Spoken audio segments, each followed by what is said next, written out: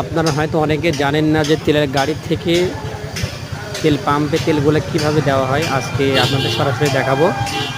এই যে দেখেন, প্রথমে গাড়ির থেকে একটু ছোটো ডামে নেওয়া হয়, এই ছোটো ডাম থেকে আবার বড় ডামগুলো কিন্তু ভরা হয়। এটা হলো মিনি পাম্পের ক্ষেত্রে। আর যেগুলো বড় বড় তেল পাম্প আছে ওইগুলাতে সরাসরি ডাইরেক্টলি দেওয়া যায়।